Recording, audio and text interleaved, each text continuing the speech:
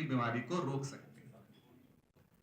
अब यहाँ इतने सारे लोग हैं, हमारे पूर्वज भी रहे हैं पहाड़ में काफी, तो अब ये बताइए डायबिटीज अब कितनी कॉमन हो गई है, यहीं पर कितने लोगों को होगी?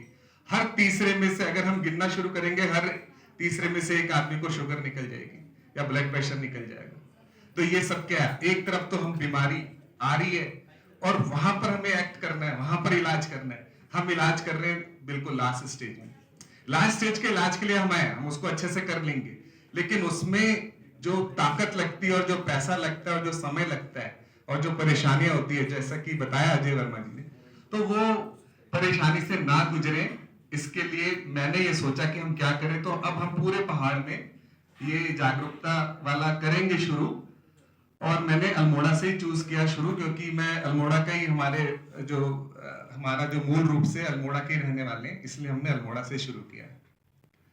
तो देखिए, डायबिटीज जो होती है वो क्यों होती है? डायबिटीज होती है हमारे, सबसे पहले शुरू होती है जब हमारे को मोटापा शुरू होता है। ज्यादातर लोगों को इंसुलिन रेजिस्टेंस होता है, उससे डायबिटीज होती है। इंसुलिन रेजिस्टेंस मोटापे से होता है, कोलेस्ट्रॉल बढ़ जाता है, ब्लड प्रेशर बढ़ जाता है, यूरिक एसिड बढ़ जाता है, और फिर हमें डायबिटीज होने लगती है। अब जब हमें डायबिटीज होती है, उसके बाद उसमें से सिर्फ 30% लोगों की किडनी खराब होती है। 100 में अगर 100 लोगों को शुगर है तो 30% लोगों की किडनी खराब होती है। तो वो कौन से लोग होते हैं? इनको अगर हमने पहचान लिया, या हमने अगर डायबिटीज को रिवर्स कर दिया, यानी डायबिटीज अगर खत्म हो गई किसी की, तो उसकी डायबिटीज से किडनी खराब नहीं होगी। ब्लड प्रेशर है, उसको हमने कंट्रोल कर दिया या रिवर्स कर दिया, तो उससे किडनी खराब नहीं होगी।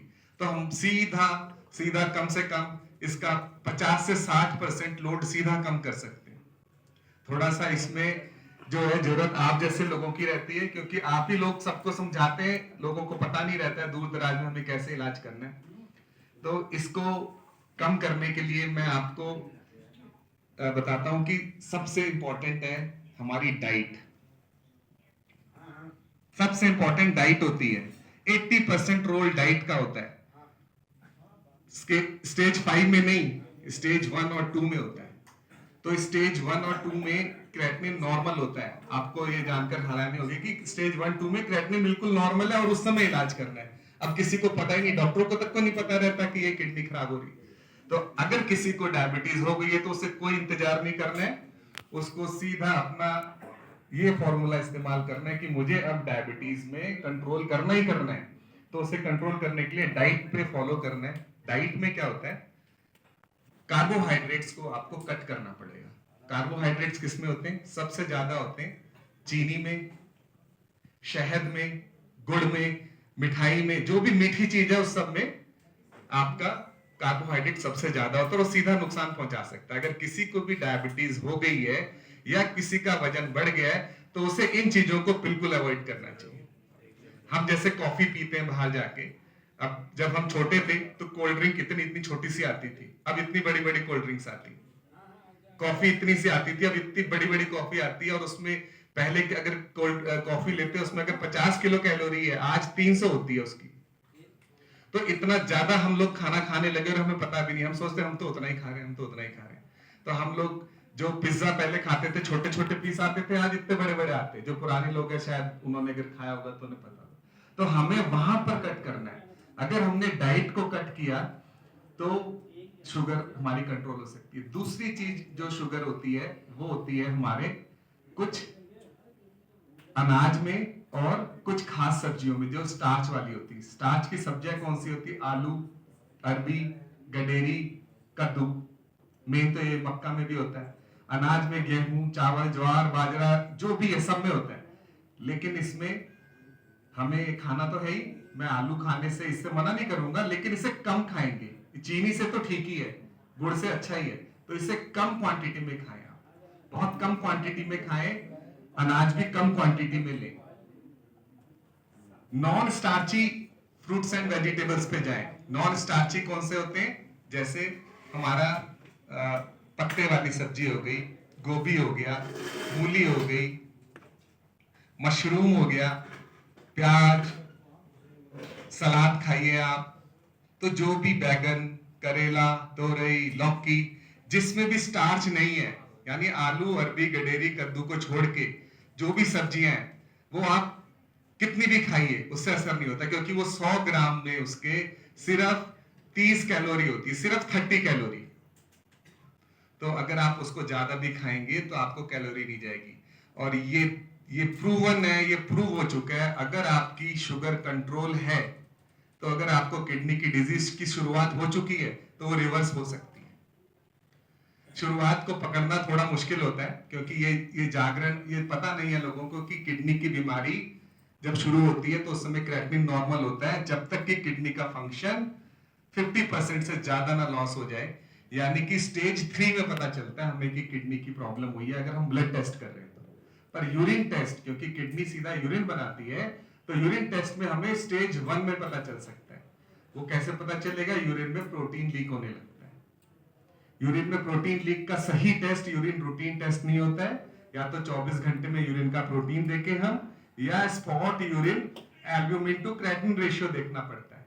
वो मतलब 24 घंटे जो नहीं इकट्ठा कर सकता है वो एक ही बार में यूरिन देके spot urine albumin to creatinine ratio से भी हम देख सकते हैं। अगर किसी को ये आ गया तो उसे स्टेज 1 में भी किडनी डॉक्टर पे जाना चाहिए, क्योंकि वो एक ऐसी स्टेज होती है, अगर हमारे पास वो वाला मरीज आ गया तो वो मरीज फिर डायलिसिस में नहीं जाता है।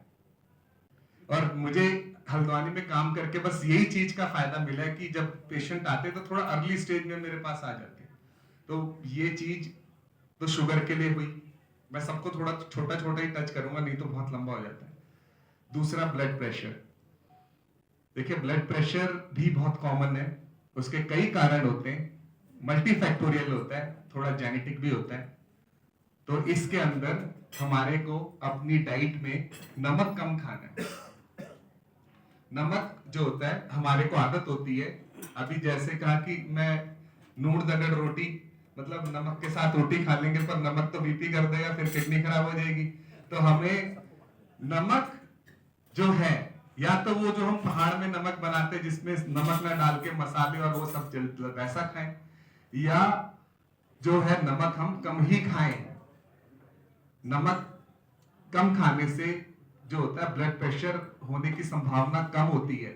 और अगर किसी को ब्लड प्रेशर है और वो दवाई भी खा रहा है और नमक भी खा रहा है तो दवाइयां फेल हो जाती है। ये कम लोगों को पता है कि अगर आप दवाई फेल होने का एक मुख्य कारण होता है नमक ज्यादा खाना।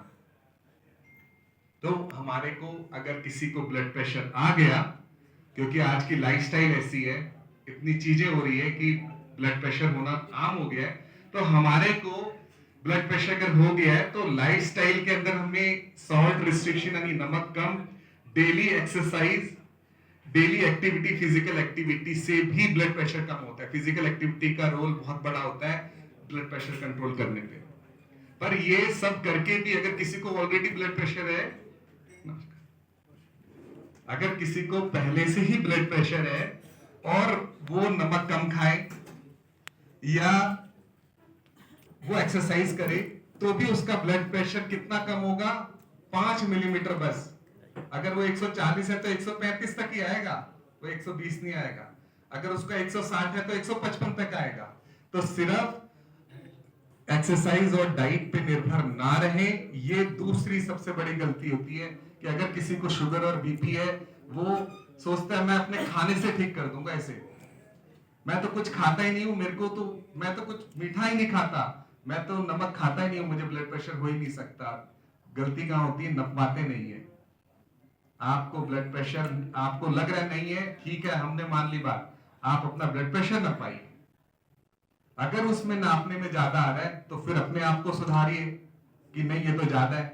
अगर विश्वास नहीं है तो दोबारा नापिए, अगर फिर भी विश्वास नहीं तो 3 बार नाप लीजिए। लेकिन अगर ब्लड प्रेशर है तो उसका इलाज लीजिए। अगर ब्लड प्रेशर आपका 140/90 से कम रहता है तो ऐसे लोगों को किडनी की बीमारी नहीं होती है। ये कई सालों से प्रूव्ड है कि अगर किसी का शुगर है और वो कंट्रोल्ड है, यानी उसका HbA1c 7 से नीचे है, 7 से नीचे है, या किसी को बीपी है और उसका ब्लड प्रेशर 140/90 से नीचे है, तो ऐसे लोगों को किडनी की बीमारी नहीं होती है। तो हमारे को लाइफस्टाइल से सबसे पहले, जिसमें हमारी डाइट मैंने आपको मोटा मोटा बताया, और एक्सरसाइज बताई, और सॉल्ट रिस्ट्रिक्शन बताया, और अगर प्रॉब्लम है तो हमने उसका सॉल्यूशन लेना है जल्दी, अर्ली स्टेज पे, ताकि हम लास्ट स्टेज पे ना पहुंचे। अब ये तो मैंने आपको मोटा मोटा बताया। तीसरा यहाँ पर एक और कारण है, और वो कारण है दर्द की दवाइयां। अब हमारे यहाँ पर प्रॉब्लम अगर किसी को हुई, जैसे कि बिट्टू कर्नाटक जी ने भी कहा कि भाई यहाँ पे डॉक्टरों की कमी है, विशेषज्ञों की कमी है, अब कोई गांव में है, बहुत ज्यादा कमी। हाँ जी सर, तो अगर किसी को गांव में प्रॉब्लम हो गई, अब वो क्या करेगा भाई? वो हॉस्पिटल थोड़ी आएगा दर्द की दवाई लेने, वो वहीं कहीं परचून से बोलेगा परचून। और यहाँ पर मजे की बात है, परचून की दुकान में दवाई नहीं मिलती, दर्द की दवाइयां मिलती है, हरे रंग की गोली होती है, वो मुझे यही पता चला आके। तो वो दवाई लेके खाते हैं, उनकी भाई वो गए हैं जंगल, गए हैं घास काट के ला रहे हैं, इतनी दूर से आ रहे हैं, दर्द हो रहा है पीठ में, अब उनको आराम चाहिए। कितना वैसे इतने स्ट्रेस में है, तो वो दवाई खा लेते हैं, आराम आ जाता है, तो उनको सेटिस्फेक्शन मिलता है दर्द से भी और वैसे भी। तो दर्द की दवाई का चलन बहुत ज्यादा है यहाँ पर। तो ये दर्द की गोली भी लंबे समय तक खाने से किडनी खराब होती है। अगर दर्द है किसी को, तो उस दर्द के असली कारण को पकड़ना होता है और उसका इलाज करना होता है, ताकि दर्द ना हो। उसका इलाज ये नहीं होता है कि हम दर्द की गोली खा ली, दर्द ठीक हो गया और हम ठीक हो गए।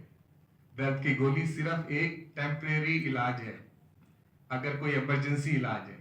वो कोई परमानेंट इलाज नहीं है कि दर्द हो रहा है और हम दर्द की गोली खाए जा रहे हैं, ठीक हो रहे हैं, फिर 2 साल के बाद हमें पता चला और हम पहुंचे हॉस्पिटल, क्योंकि अब हमारी तबीयत बहुत खराब हो गई है, हम स्टेज 5 में आ गए, अब हम हॉस्पिटल पहुंचे, अब डॉक्टर कह रहे हैं आपकी डायलिसिस करनी पड़ेगी। अरे मेरे को तो कभी कुछ था ही नहीं, मेरी किडनी कैसे खराब हो गई? ऐसे सवाल हम लोगों को लोग पूछते हैं, क्योंकि मैंने बताया किडनी की स्टेज 5 में ही पता चलता है, उसके सिम्टम आते ही स्टेज 5 में है। स्टेज 1 और 2 में तो नॉर्मल रहती है, जहां पे इलाज करना है हमें। तो हमारे को जो पेशेंट मिलते हैं वो स्टेज 5 में ज्यादातर मिलते हैं, तो ये बहुत चैलेंजिंग हो जाता है उनका इलाज करना। और जब उनके पास पैसे नहीं हो, तो फिर तो बहुत ही मुश्किल हो जाती है इलाज करना, क्योंकि आपको सारा काम करना है, सामान भी ला करना है, सब कुछ करना है, कहाँ से आएगा? मरीज के लिए भी परेशानी, इलाज करने वाले के लिए परेशानी। तो आपको इसमें दर्द की गोलियों का सेवन बहुत इमरजेंसी में आपने कर लिया, क्योंकि इतना दूर दराज का है, तो मैं ऐसे नहीं कहूंगा कि मत करो, पर आपको अगर दर्द बराबर बन रहा है तो हॉस्पिटल आइए, दिखाइए और इलाज कराइए। अब तो यहाँ मेडिकल कॉलेज भी है और डॉक्टर्स भी अच्छे हैं, कुछ तो मेरे बैचमेट भी हैं। तो अगर वो बीमारी पकड़ते हैं और आपको बताते हैं, तो उसका भी आप लाभ उठा सकते हैं। अब ये मैंने आपको मोटा मोटा, फिर पथरी एक कारण और है, पथरी किडनी में। पथरी में भी जो प्रॉब्लम होती है, मैं वही बात करूंगा कि देखिए पथरी में प्रॉब्लम ये होती है कि अगर पथरी किडनी में है, ऊपर हमारे शरीर में क्या होता है, 2 किडनियां होती है, दोनों किडनी से 2 छोटी नली निकलती है जिसको हम यूरेटर कहते हैं, और वो ब्लैडर में आती है। ब्लैडर में यूरिन इकट्ठा होता है, वहां पर जब वो 200-300 ml से ज्यादा हो जाता है तो फिर प्रेशर बनता है और यूरिन हम करते हैं।